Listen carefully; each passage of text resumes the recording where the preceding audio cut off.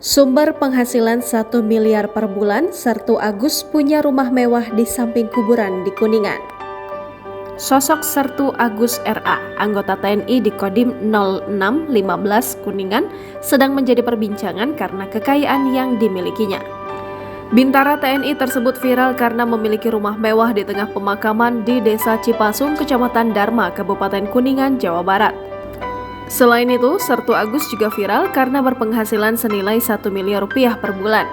Usut punya usut, penghasilan tersebut bukan didapatkannya dari sebagai prajurit TNI, melainkan sebagai seorang pengusaha. Sertu Agus memiliki bisnis alat-alat kitan. Meski memiliki kekayaan melimpah dengan rumah yang sangat mewah, Sertu Agus ternyata dikenal baik oleh para tetangganya, termasuk Dani Hamdani, Kepala Desa Cipasung. Sertu Agus bagi masyarakat Desa Cipasung sudah tidak asing dan sangat bersahaja dengan lapisan masyarakat sekitar. Hal itu banyak dibuktikan dengan kebaikan sosial pada lingkungan sekitar. Selain itu, Sertu Agus dikenal dermawan dalam waktu tertentu memberikan santunan anak yatim piatu dan warga kurang mampu. Sertu Agus diwawancarai Tribun Jabar usai rumahnya viral membenarkan bahwa video viral tersebut memang rumahnya.